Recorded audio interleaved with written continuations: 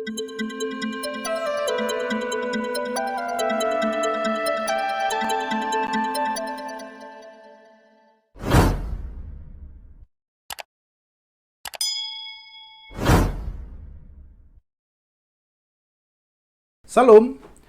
berjumpa lagi dengan saya, Effendi Tobing, dalam Boker Top Channel. Terima kasih untuk saudara, sahabat yang dikasihi Tuhan yang dengan setia menyaksikan tayangan-tayangan video saya. Saya percaya ini bisa menjadi berkat bagi semua saudara. Saudara, hari ini kita akan bersama-sama membahas satu topik masih di sekitar kitab Kejadian. Hari ini kita akan membahas kejadian versus dan mitos. Kita akan melihat apa yang dimaksud sebenarnya dengan mitos. Apakah perjanjian lama, khususnya kitab Kejadian, adalah mitos atau berisi mitos? Kita akan memperhatikan mitos dalam satu perspektif adalah catatan fiktif dan imajinatif dan penjelasan abstrak tentang kebenaran atau realitas yang tidak dapat diamati atau dijelaskan dengan cara-cara biasa, seperti sejarah dan ilmu pengetahuan pada umumnya. Nah, kemudian mari kita perhatikan, mitos adalah cerita atau dongeng ajaib pada masa purbakala. Dalam konsep Yunani, mitos bisa berarti cerita nyata atau juga palsu yang bertentangan dengan historisitas atau sejarah nyata. Dalam bagian ini kita melihatnya dalam perspektif yang terbatas. Ketika kita melihat misalnya bagian-bagian Alkitab yang juga tidak terlalu banyak bicara tentang mitos, yaitu 1 Timotius pasal 1 ayat 4, 1 ayat 14, 4 ayat 7. Kemudian juga 2 Timotius 4 ayat 4, dan 2 Petrus 1 ayat yang ke-16. Kita lihat kemudian, menurut historis kritis atau teolog liberal, kitab Kejadian itu penuh dengan mitos. Nah, mari kita perhatikan. Menurut mereka, kitab Kejadian disadur dari mitos bangsa-bangsa kafir di sekitar Israel. Misalnya, riwayat penciptaan yang dicatat dalam Kejadian pasal 1 dan Kejadian pasal 2. Kemudian ular di Taman Eden, Kejadian pasal 3, notabene atau catatan tambahan, kita lihat ular bisa berbicara. Kemudian juga anak-anak Allah mengawini anak-anak manusia dalam peristiwa yang dicatat dalam Kejadian pasal 6 ayat 1 sampai 4. Air bah, kemudian menara Babel. Peristiwa-peristiwa ini, saudara, oleh para historis kritis dianggap sebagai mitos. Karena kalau kita melihat secara kacamata manusia biasa, cerita-cerita ini, riwayat penciptaan, ular di Taman Eden, anak-anak Allah mengawini anak-anak manusia, air bah, menara Babel, ini adalah peristiwa-peristiwa yang bersifat spektakuler dan sulit ditemukan tandingannya, bahkan sulit dikelola atau dicerna secara akal yang biasa. Sehingga para historis kritis dengan parameter rasio beranggapan bahwa ini adalah mitos. Kemudian kita lihat salah satu pandangan yang dipopulerkan oleh Hermann Hegel, maksud saya Hermann Gunkel, dalam The Legend of Genesis. Dia berkata bahwa Kejadian 1 sampai 11 kita bisa melihat bahwa ini adalah sebenarnya versi mitos menurut Gunkel, ya. Mitos-mitos dari Mesopotamia merupakan sumber dari mana riwayat penciptaan Alkitab diambil menurut Gunkel. Kalau kita memperhatikan mitos-mitos orang Babel itu diambil, kemudian dibersihkan, direvisi dari segala unsur-unsur yang bertentangan dengan iman bangsa Israel yang monoteis. Sehingga menurut Gunkel, lagi-lagi dikatakan bahwa kriteria Kejadian 1-11 sebagai mitos yang sangat berbeda dengan sejarah yang dijelaskan dalam bukunya dan juga dalam buku-buku ilmu pengetahuan pada umumnya. Mari kita lihat perbedaan-perbedaan kriteria-kriteria Kejadian 1 sampai 11 menurut Gunkel, dan juga apa yang dikatakan oleh Alkitab. Yang pertama, kita melihat Kejadian 1 sampai 11 merupakan tradisi lisan. Ini menurut Gunkel, sedangkan sejarah tertulis pada masyarakat yang dapat membaca pada dokumen-dokumen tentang peristiwa-peristiwa nyata. Sehingga ini begitu berbeda. Kemudian yang kedua, Kejadian 1 sampai 11 berisi riwayat pribadi. Berbeda halnya dengan atau keluarga. Berbeda halnya dengan sejarah yang seharusnya berisi peristiwa besar dan untuk kepentingan umum.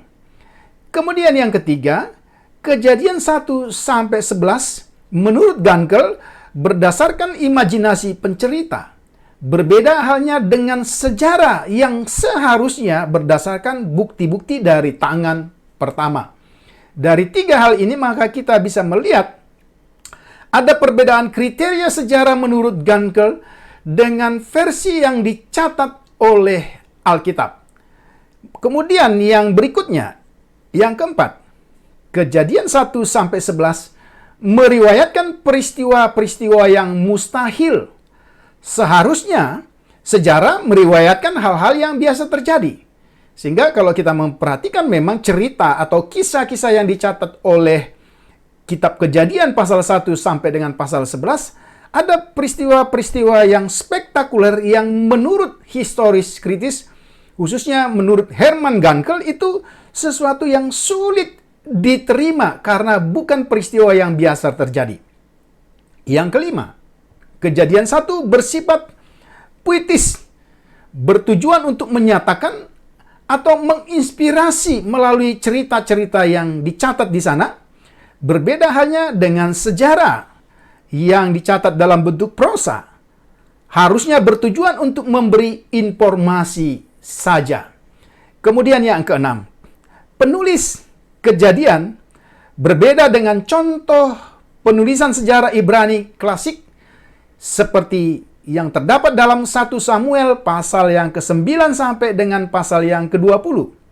Baik bentuk maupun gaya bahasa yang dipakai.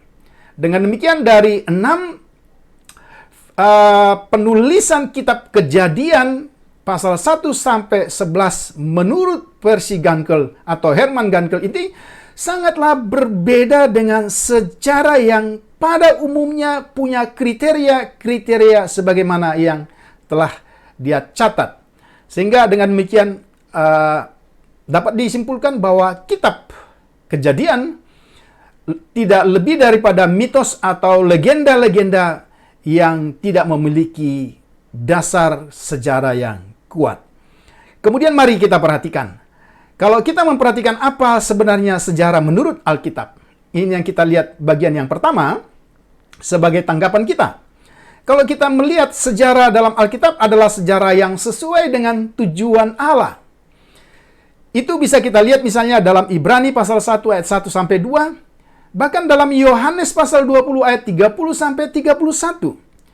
Sejarah dalam Alkitab itu adalah sejarah keselamatan.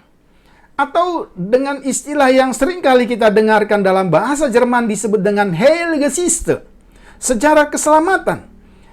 Tapi tentu sejarah keselamatan yang dimaksudkan di sini adalah sejarah yang seharusnya membuat atau bertujuan untuk membawa setiap orang yang membaca Alkitab percaya kepada Yesus yang olehnya kemudian setiap orang memperoleh keselamatan. Yang kedua, sejarah yang dicatat dalam Alkitab itu adalah sejarah yang sesuai dengan tujuan Allah sehingga itu bersifat progresif. Artinya, progresif di sini adalah sejarah yang bertahap. Sejarah yang secara tahap demi tahap dibukakan oleh Allah sampai kepada klimaksnya di dalam diri Yesus Kristus. Pertanyaannya, mengapa sejarah itu harus bertahap? Sehingga kita tidak bisa melihat satu sejarah secara utuh, secara langsung, tetapi dia bertahap dari satu periode kepada periode yang lain, sampai dalam penggenapannya di dalam diri Yesus Kristus. Tentu kita bisa melihat paling tidak ada dua alasan mengapa sejarah itu bersifat progresif atau disebut dengan progressive revelation atau sejarah penyataan Allah yang bersifat bertahap. Alasan yang pertama tentu didasarkan pada penerima penyataan itu sendiri yang adalah manusia yang terbatas. Terbatas dalam pengertian kapasitas intelektual, kapasitas moral, dan kapasitas diri yang tidak mungkin dapat menerima penyataan Allah secara lengkap dalam waktu sekaligus. Kedua, fakta di dalam Alkitab menjelaskan manusia sebagai penerima penyataan Allah itu adalah manusia yang berdosa. Keterbatasan keberdosaan menjadi alasan mengapa Allah harus memberi diri dalam penyataan di dalam kisah sejarah, kronologi di mana peristiwa itu terjadi tahap demi tahap. Salah satu alasannya karena penerimanya adalah manusia yang terbatas dan berdosa. Kemudian alasan yang kedua tentu kita bisa melihat kebenaran Alkitab bahwa penyataan Allah yang bersifat progresif itu disebabkan hakikat atau sifat Allah yang murah hati. Karena dengan secara bertahap Allah sesungguhnya, kalau kita membaca misalnya di dalam kitab Petrus, dia menginginkan dengan cara yang bertahap itu, dia tidak menginginkan satu orang pun untuk binasa. Kemudian karena sesuai dengan tujuan Allah, karena bersifat progresif, maka kalau kita memperhatikan, memang kriteria sejarah di dalam Alkitab, baik dalam kitab Kejadian 1:11, kitab Kejadian secara utuh, bahkan di dalam Perjanjian Lama sekalipun, kriteria-kriteria sejarah itu berbeda dengan yang dicatat oleh Alkitab. Karena catatan di dalam Alkitab adalah catatan sejarah yang bersifat selektif. Saudara bisa membacanya di dalam Yohanes 21 ayat yang ke-25. Dengan demikian maka sangatlah jelas. Bukan berarti Alkitab kita, khususnya kitab Kejadian, tidak memiliki dasar sejarah yang kuat. Tetapi ada tujuan sejarah dan sejarah yang bersifat progresif dan kemudian sejarah yang bersifat selektif. Nah, kemudian kita lihat juga sejarah dalam Alkitab itu terdiri paling tidak dari dua kelompok. Sejarah yang bersifat primer, mulai dari Kejadian sampai dengan dua raja-raja. Di dalamnya kita bisa menyaksikan atau membaca catatan dari penciptaan sampai dengan pembuangan bangsa Israel, khususnya Yehuda, ke Babel, kurang lebih 550 sebelum Masehi. Sejarah yang bersifat sekunder yang dicatat di dalam Tawarik yang menyajikan sejarah kedua dari Adam hingga komunitas yang dipulihkan dari tahun 500 sebelum Masehi. Sejarah kedua ini diselesaikan oleh Esra Nehemia dengan catatan tentang institusi sosial, politik, dan agama dari persemakmuran Yahudi yang kedua, kurang lebih 460 sampai 430 sebelum Masehi. Kemudian kalau kita memperhatikan, sejarah dalam Alkitab adalah sejarah yang bersifat linear. Saudara bisa memperhatikan gambar yang sederhana ini. Sejarah yang terbuka. Ada titik di mana Allah memulai sejarah. Kemudian dengan arah panah yang jelas dari Perjanjian Lama sampai kepada Perjanjian Baru dan penggenapannya di dalam diri Yesus Kristus. Dan kalau kita memperhatikan Allah yang memulai sejarah, kemudian prosesnya dikawal dan mengalami intervensi atau campur tangan Allah yang konkret sampai kepada tujuan Allah. Dan kita perhatikan, ini dia, intervensi-intervensi Allah di dalam sejarah, dalam peristiwa-peristiwa itu. Nah, inilah sejarah dalam Alkitab. Sejarah yang terbuka, sejarah yang terus berjalan, sejarah yang ditetapkan oleh Allah kemudian dikawal, diintervensi oleh Allah, dipelihara oleh Allah, bahkan sampai kepada tujuan Allah. Kira-kira itu arti gambar yang sederhana ini. Sehingga berbeda sekali kalau kita memperhatikan. Inilah sebenarnya sejarah historis kritis, sejarah yang tertutup. Apa artinya? Sejarah yang tertutup itu sejarah yang bersifat skeptis. Ya, berarti ketika kita membaca Alkitab, kita harus membaca Alkitab sebagaimana kita membaca dokumen-dokumen sastra kuno lainnya. Koherensi artinya harus memiliki kaitan hubungan sebab akibat. Kemudian analogi. Ini juga menjadi kriteria historis kritis yang sulit kita terima. Karena penilaian apapun yang terjadi di dalam sejarah kita hari ini harus dapat dibuktikan atau dianalogikan dengan peristiwa yang terjadi masa lalu. Dengan kata lain misalnya, saudara-saudara, kalau dulu terjadi kebangkitan, maka hari ini pun seharusnya terjadi kebangkitan sebagaimana yang diceritakan oleh Alkitab. Dulu terjadi peristiwa-peristiwa spektakuler, maka analoginya sekarang pun harus terjadi peristiwa-peristiwa spektakuler. Karena itu, kalau hari ini tidak terjadi kebangkitan manusia dari antara orang mati, tidak terjadi peristiwa-peristiwa spektakuler sebagaimana dicatat di dalam kitab Kejadian yang luar biasa itu, maka dengan demikian kitab Kejadian batal oleh karena kitab Kejadian tidak memiliki analogi dengan peristiwa-peristiwa yang ada hari ini. Ini yang bisa kita lihat sebagai arti dari sejarah yang tertutup. Sejarah yang tertutup, saya mungkin kembali lagi ke situ. Sejarah yang tertutup tidak memungkinkan adanya campur tangan Allah. Jadi sejarah itu adalah sejarah yang berjalan seperti mesin. Sejarah yang disebabkan hanya oleh sebab akibat. Dan sejarah menurut historis kritis adalah sejarah yang tidak pernah mengandung unsur mukjizat. Tidak pernah mengandung campur tangan Allah. Sejarah yang biasa saja. Kalau hari ini atau waktu saya siaran ini ada malam, karena tadi ada sore, karena tadi ada siang dan pagi. Seperti itu seterusnya. Tidak ada sesuatu yang mengherankan. Tidak ada sesuatu lagi mukjizat ajaib. Dan tidak lagi kita pernah bicara tentang intervensi Allah. Itulah sejarah tertutup. Sejarah yang tidak lagi dapat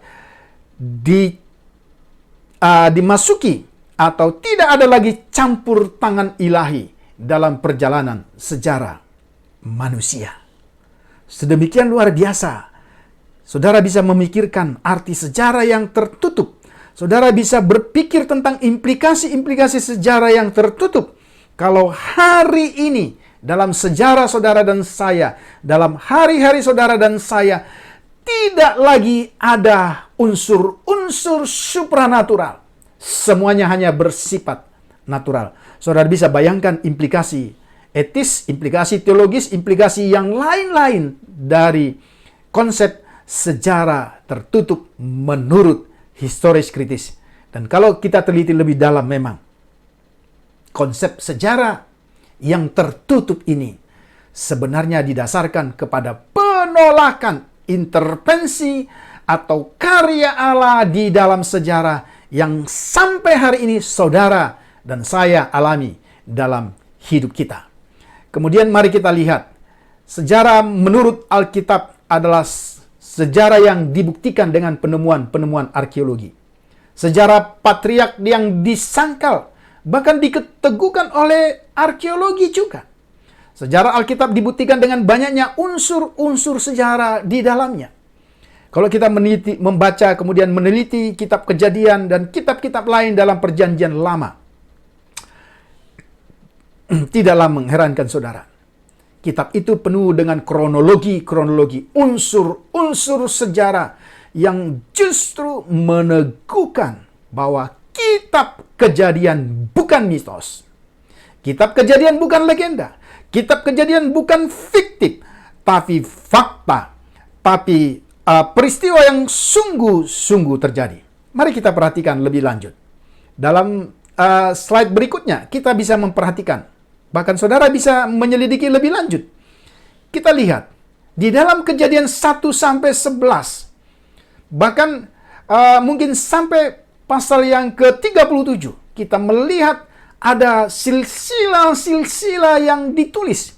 Atau dalam bahasa aslinya disebut dengan toledot. Apakah itu toledot peristiwa atau toledot dari tokoh-tokoh, generasi, riwayat, dengan banyak versi bisa diterjemahkan. Apa artinya sebuah toledot dalam tulisan kuno? Sehingga saudara, ketika kita bertemu silsilah di dalam Alkitab, seringkali kita membaca secara sepintas tanpa kita mendapat mengerti dan menerima makna yang sesungguhnya. Kalau kita memperhatikan toledot ini menjadi bacaan yang hanya menjelaskan nama-nama. Apakah itu secara vertikal?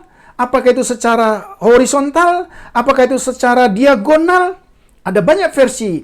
Tetapi salah satu, ini hanya salah satu, fungsi silsilah justru ingin menjelaskan historisitas tokoh, tapi juga peristiwa yang terjadi.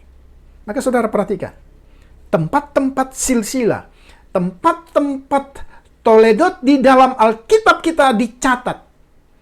Sangatlah tepat.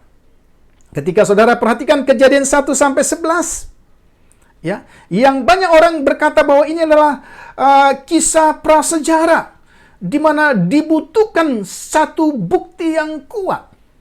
Ya.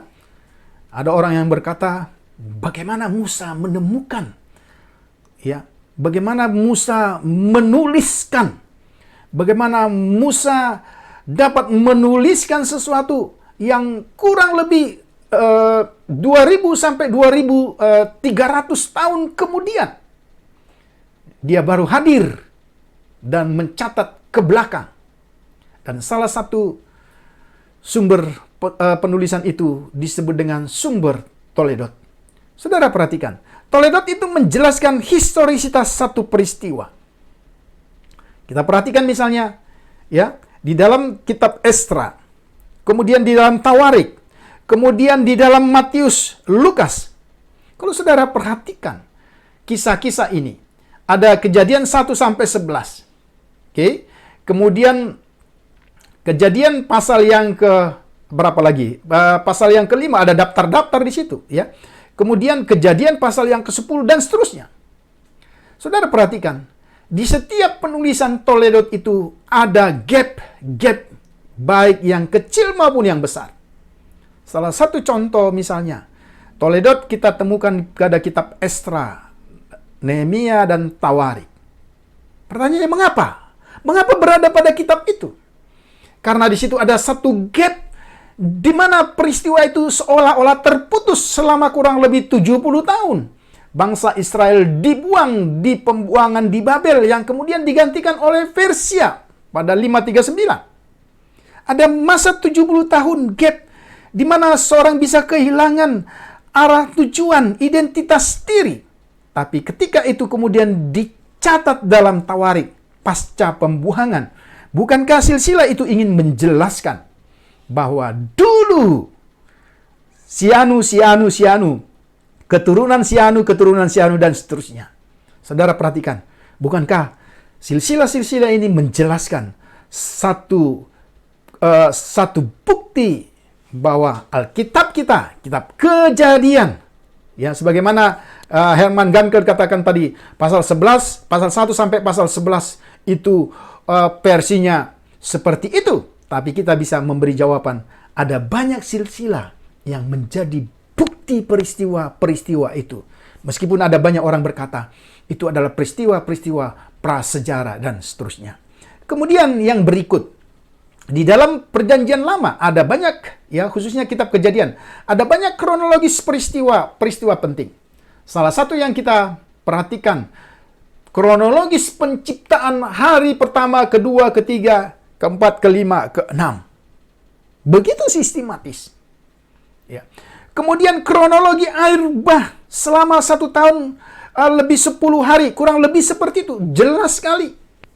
Kapan dimulai pembangunan Bahtera itu, kapan masuk ke dalam Bahtera itu, kapan lamanya hujan turun, kapan mulai air bah itu terjadi sampai kering sama sekali. Jelas kronologisnya. Kemudian, kalau kita perhatikan kitab-kitab lain setelah Kejadian, ada perjalanan bangsa Israel, ada sensus, dan lain-lain. Ada dokumen-dokumen historis yang membuktikan keberadaan satu bangsa ketika mereka berada di pembuangan. Saudara bisa baca kitab Esra. Dokumen-dokumen historis dari Kores, piagam Kores yang tertulis menyelamatkan pembangunan Bait Allah yang terbengkalai oleh karena ada fitnaan, oleh karena ada oposisi yang mencoba menghilangkan peristiwa sejarah itu. Tapi dokumen historis piagam Kores sebagai salah satu bukti sejarah yang kuat dalam Perjanjian Lama membuktikan bahwa Alkitab kita Kejadian bukanlah mitos. Ini kita perhatikan. Ada banyak perjanjian-perjanjian, ada 10 hukum, dan seterusnya. Dengan demikian saudara, kita mau berkata apa? Alkitab kita bukan mitos. Alkitab kita adalah catatan melalui orang-orang pilihan Tuhan. Berdasarkan bukti-bukti historis yang kuat. Yang diilhami oleh Allah. Kita lebih lanjut bisa melihat bukti lain yang bisa kita bandingkan dengan tulisan-tulisan apapun yang banyak dikatakan mengandung bukti lain yang dapat dikatakan sebagai peristiwa-peristiwa sejarah. Ya, seperti literatur-literatur lain, Alkitab juga memiliki karakteristik tulisan sebagai kitab yang memiliki dasar sejarah. Mari kita memperhatikan. Ya, yang pertama, tulisan-tulisan di dalam kitab Kejadian juga bersifat kesejarahan. Bertujuan menceritakan kejadian-kejadian masa lalu. Maka, kalau saudara membaca, itu cerita yang sangat menarik.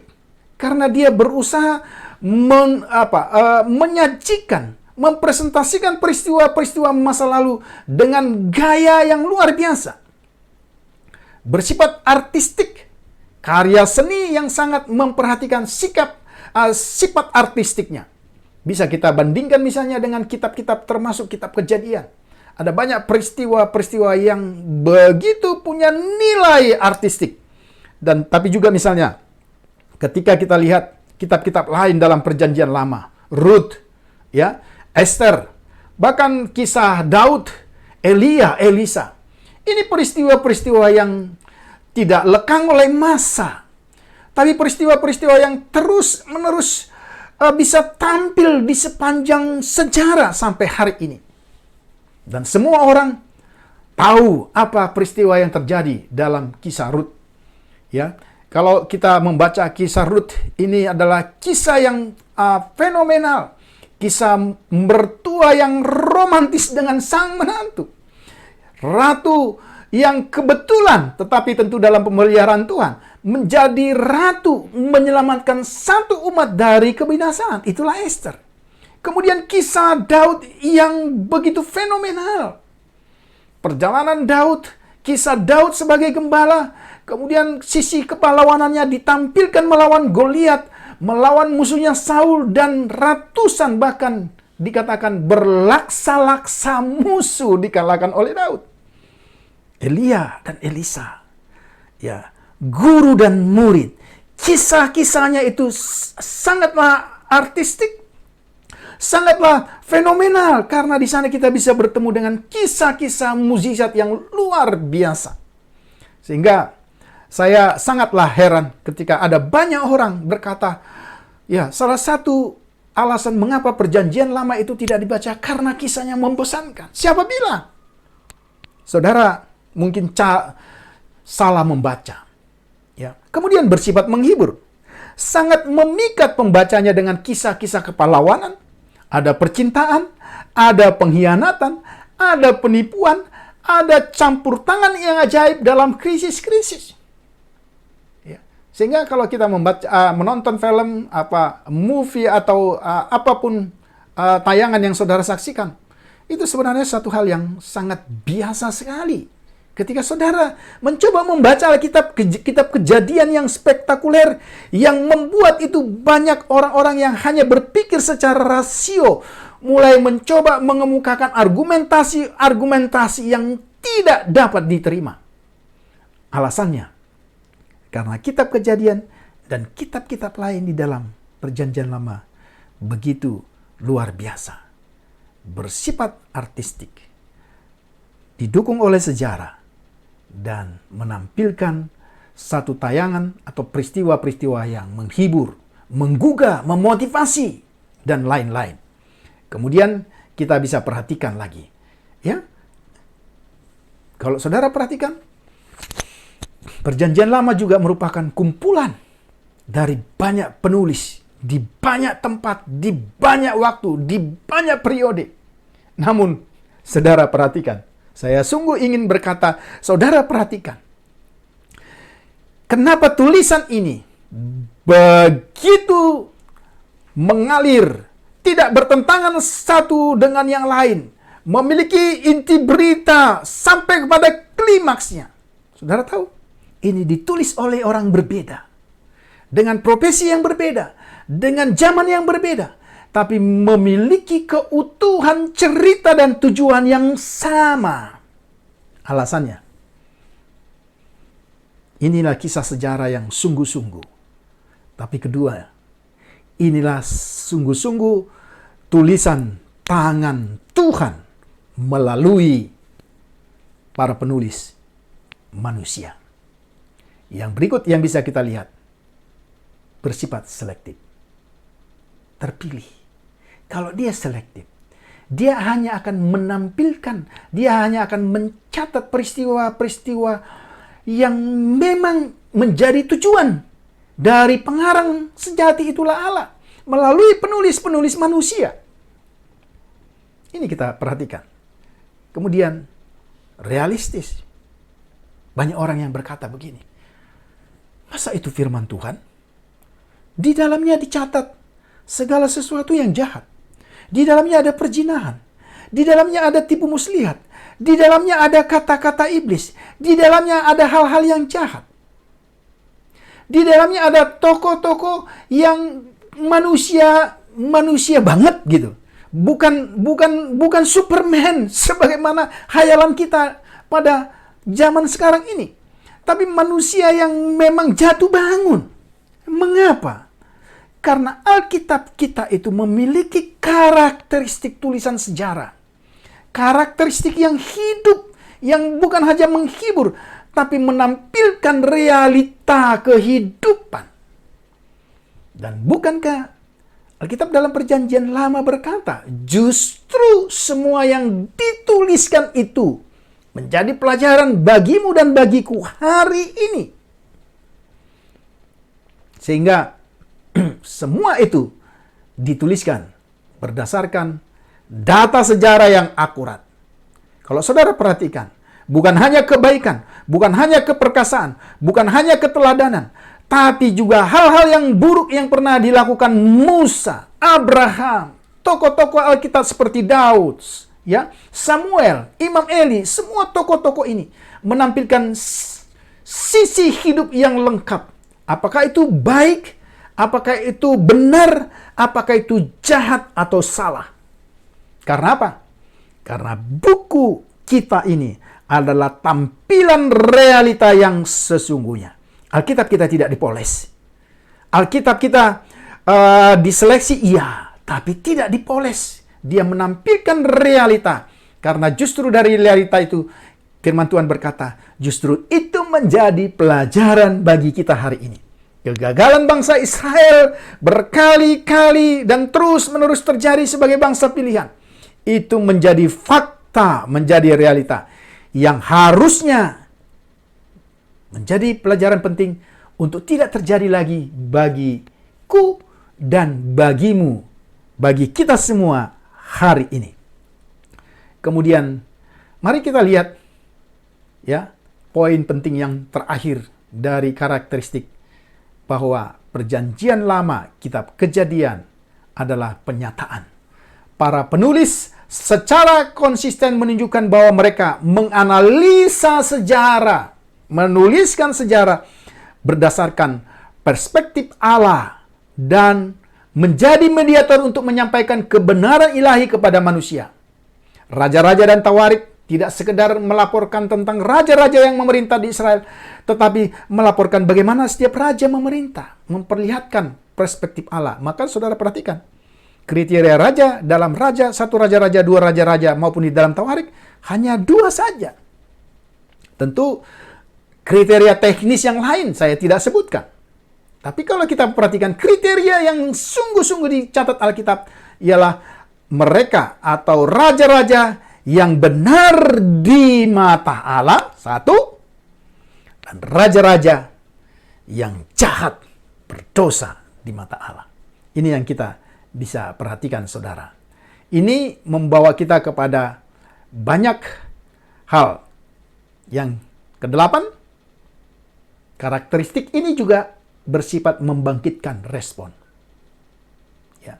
Jadi sebenarnya ketika seorang pengkhotbah menyampaikan firman Tuhan, atau kita secara pribadi membaca firman Tuhan, sebenarnya itu bukan monolog. Ya. Saudara bisa bayangkan, memang saudara saya tidak minta waktu ada pengkhotbah, kemudian berkhotbah saudara angkat tangan atau bertanya. Ya, itu kan sangat mengganggu dan tidak biasa.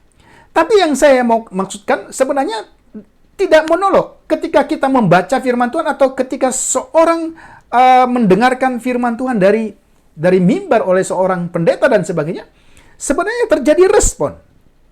Jadi sebenarnya ada dialog. Saudara perhatikan. Ya, kalau saudara perhatikan sebenarnya mengapa saya katakan karakteristik ini bersifat membangkitkan respon? Karena Alkitab sendiri itu juga memberikan respon-respon. Saudara perhatikan, nanti dalam gaya bahasa ditulis repetisi, pengulangan. Mengapa perlu ada pengulangan? Karena ada hal-hal yang perlu ditekankan, diulang dalam konteks-konteks prosa. Ya, sehingga repetisi tidaklah seperti teolog kriteria sumber katakan itu sebagai sumber-sumber yang berbeda. Bukan. Tapi itu sebagai emphasis, sebagai penekanan terhadap kata-kata yang perlu ditampilkan. Jadi ada respon, dan tentu respon itu akan menimbulkan apa pengetahuan baru yang kita terima, apa komitmen baru, dan juga perubahan hidup dari setiap orang yang membaca Alkitab. Kesembilan, karakteristik tulisan Perjanjian Lama, termasuk kitab Kejadian, itu bersifat teologis. Alkitab sendiri berbicara tentang Allah, dan dalam Alkitab sejarah-sejarah PL tampak jelas bahwa Allah adalah subjek dan pengontrol semua peristiwa. Tidak dapat dihindarkan. Semua tulisan-tulisan, kitab Kejadian, Keluaran, Imamat, dan seterusnya, kitab-kitab sejarah, kitab-kitab prosa, itu jelas sekali ada nilai-nilai teologis karena subjek Allah dan umatnya, interaksi di antara keduanya, respon demi respon yang terjadi. Sikap Allah yang jelas. Ini menunjukkan bahwa karakteristik tulisan sejarah dalam PL itu bersifat teologis. Kemudian unsur-unsur dalam sejarah. Ya, saudara perhatikan? Itu yang saya sudah jelaskan tadi. Ini secara singkat saja. Di situ ada alur cerita. Wah, ya. Kalau saudara membaca alur ceritanya jelas, ya kalau itu prosa, ada awal, ada pertengahan, atau ada memulai kisah, ada konflik, ada masa puncak, ada kemudian solusi dan seterusnya. Saudara bisa lihat, alur ceritanya jelas. Bukan potongan-potongan. Bukan sesuatu yang disulap-sulap, bukan. Tapi alur ceritanya jelas. Dan interaksi di antara subjek dan objek, antara Allah dan bangsa Israel, antara manusia dengan manusia lainnya jelas sekali. Ada alur cerita. Ya. Kemudian kita bisa melihat, ya, ada tokoh atau pelaku utama. Itu jelas sekali, ya. Ada karakter dari tokoh-tokoh Alkitab seperti yang saya sudah jelaskan tadi. Realitanya nampak. Mereka bukanlah tokoh-tokoh yang idealis. Manusia biasa saja seperti saudara dan saya.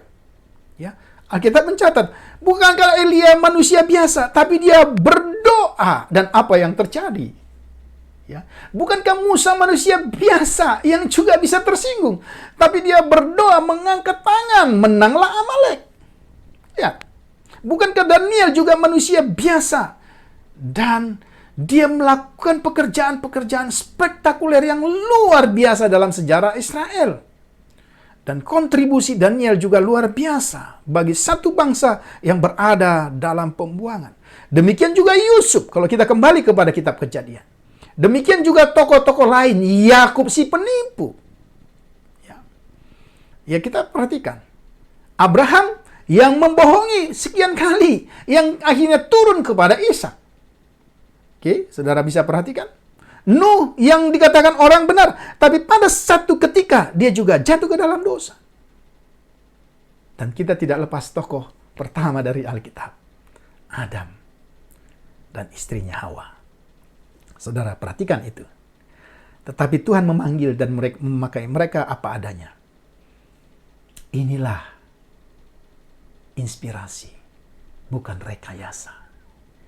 Allah memakai dalam kedaulatannya, dalam tuntunannya, untuk menuliskan semua kisah ini apa adanya, dalam kontrol Tuhan, dalam tujuan Tuhan, untuk membawa kita membaca Kejadian, Keluaran, Imamat, Bilangan, dan seterusnya, dan bisa menemukan Allah di sana.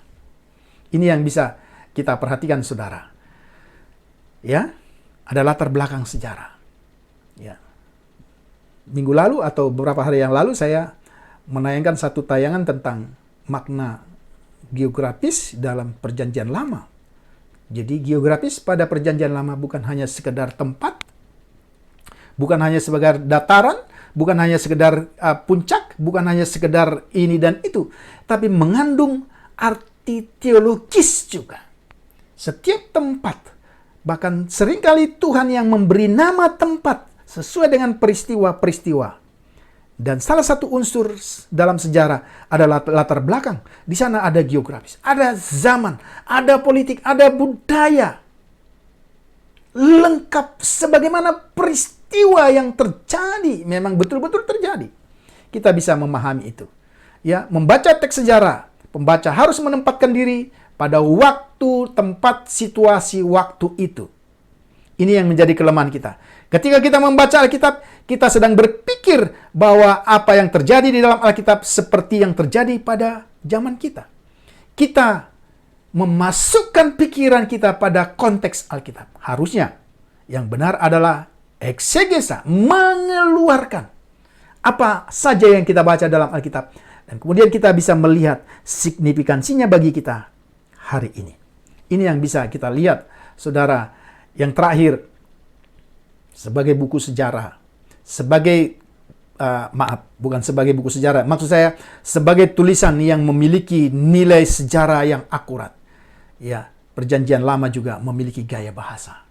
Itu yang saya katakan tadi, repetisi, pengulangan, bukan menyia-nyiakan, bukan kurang kerjaan, tetapi bertujuan memberikan penekanan, empasis, memberi kepastian bahwa satu tindakan benar-benar dilaksanakan.